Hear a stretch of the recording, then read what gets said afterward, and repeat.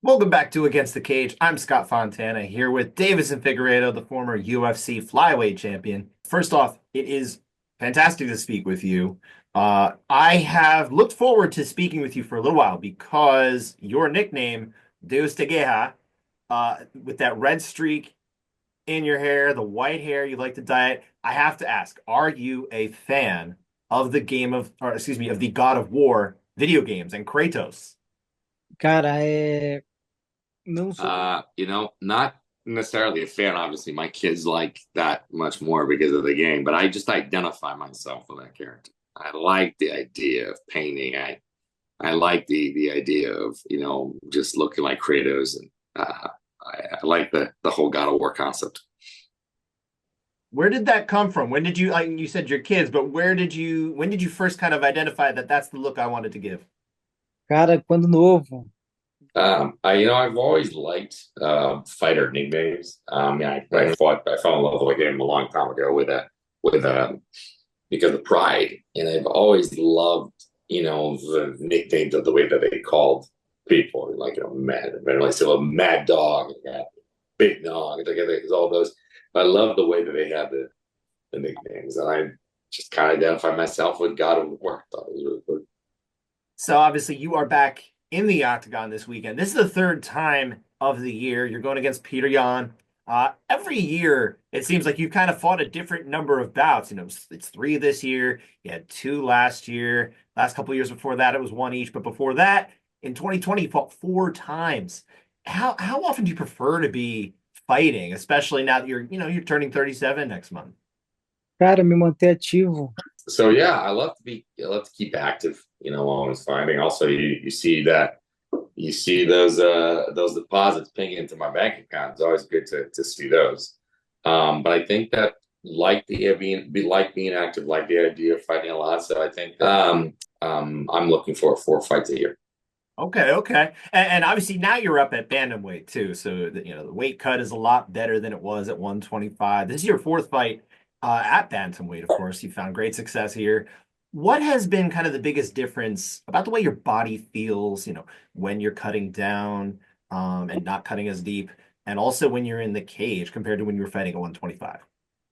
Realmente, So I initially my first fight at bantamweight, I felt a little smaller than the competition at that time.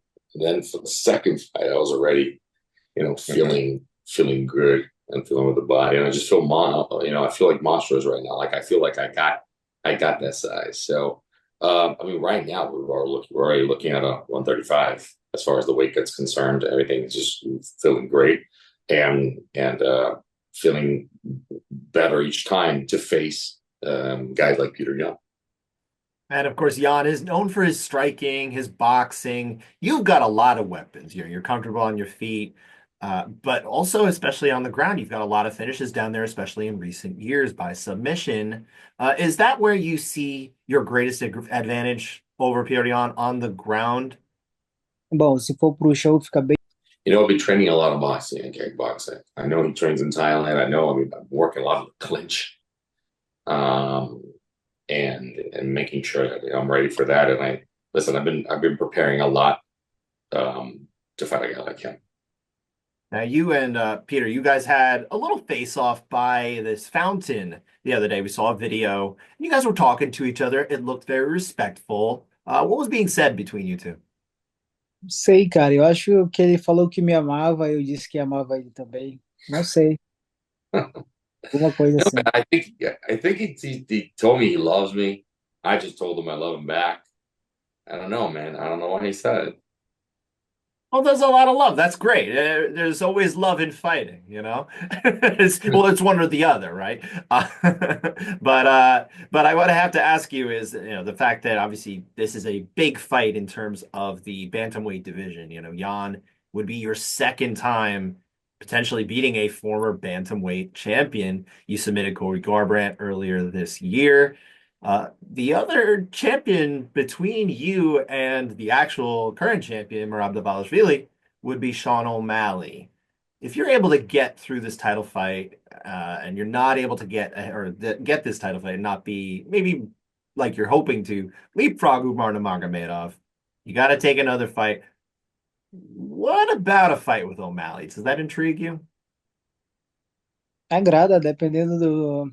Listen, it's a fight that I enjoy, that I like the idea. Listen, depends on what they offer me. Listen, I'm in it for the money as well. I just they whatever price they want to pay.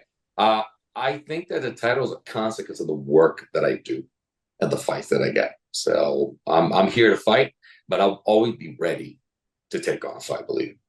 Sure, sure. Now, look, there's a lot of talk lately in MMA about legacies. You know, I heard John Jones last week talking about this all the time. It doesn't seem to me like people talk enough about just how impressive your record and the fighters that you've defeated are. But you've accomplished so much in the sport, and obviously there's still time to accomplish more. Would you like people to start recognizing you alongside some of these, all-time greats at the lighter weights, or you just let people talk and you'll do the fighting? Cara, é tudo que eu quero. All I want to do is just take advantage of this energy, of all this, youth that I have, and just make the best out of it. And for sure, if I continue to do my work and get the wins that I do and continue to do what I do, I think people are gonna, at the end of the day, they're gonna give me a standing ovation and appreciate what I've done in the world of fighting. And the last question I have for you is obviously it's hard not to look ahead, especially for fans, but I imagine you must at least be targeting that championship fight when it does arrive. Marab has said that he believes you are a more dangerous fighter than Umar. What are your thoughts on Marab, and why would you have an advantage if you two were to fight? Lutar contra o Merab, cara, é o grande.